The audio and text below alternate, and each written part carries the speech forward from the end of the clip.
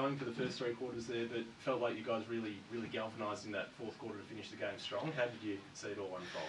Yeah, our start was pretty disappointing. We're up against a really experienced outfit, and they gave us a lesson in that if you're a little bit off with your contest work or a bit slow to react, you don't get it back that time, and they really punished us in the first half.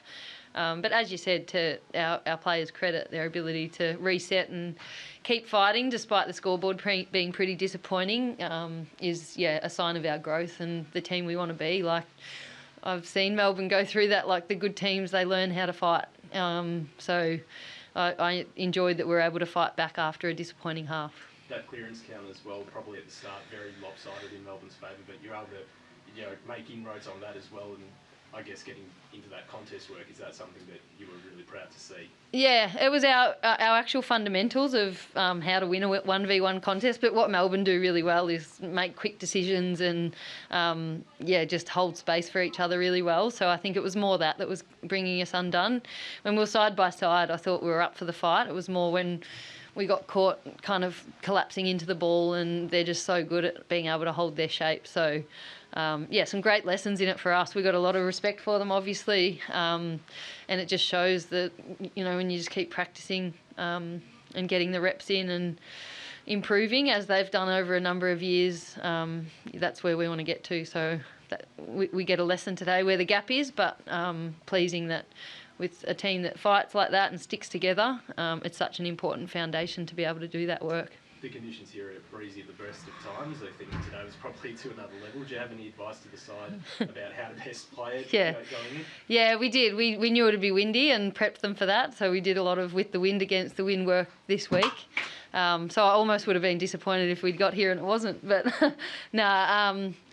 we had a plan for that. Early on, I thought, we had a +1 in defence to try and combat the wind, but we got caught a little bit high and it was getting out behind our spare, so just some adjustments around that. And then it died off in the second half. It probably wasn't as big of a factor, but they're just all great lessons for a developing team to keep putting in the back pocket and adding to our toolkit. And today provided plenty of them, both the conditions, but also the opposition we were up against.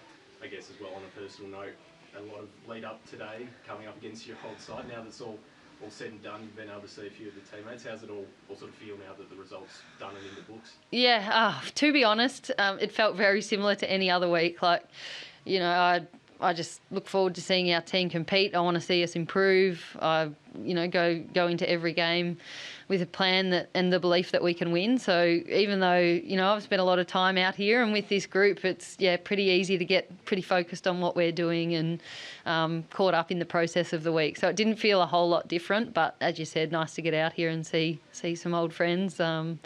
But I'm in this competition. I'm the Eagles coach. I'm really proud of this team and want to just keep seeing them grow. So that's the most important thing.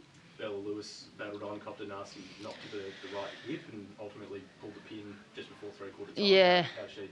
Pretty sore. She just got a corky in her hip and, exactly what you said. We tried to keep her warm and keep her moving and play her as a forward because she just probably didn't have the power to go in the midfield. Credit to her for trying to fight it out and absorb a bit of time so that it helped our rotations. But in the end, just decided to pull her.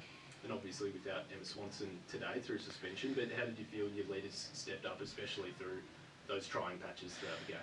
Yeah, I thought, for young captains to navigate a difficult start like they did, Charlie Thomas really led from the front. It was tricky for Belle from a physical point of view, but her mindset and attitude was really good, and I thought Charlie had some strong moments. She was really strong in the air in some tough aerial battles against some big key forwards, and then stayed brave and bold with her ball use coming out the other way. So, I thought they did a good job.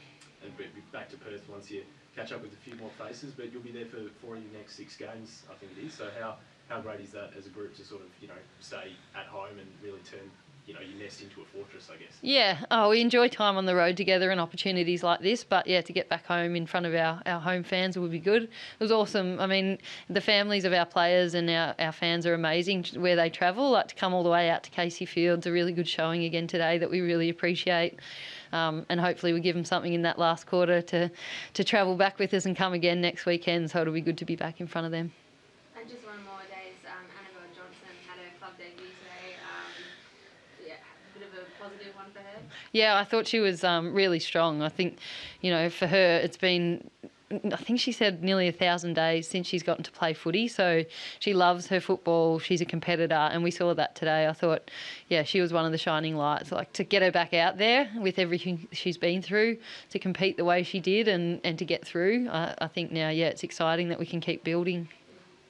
Cool. Thank you. Thanks, guys. Thanks.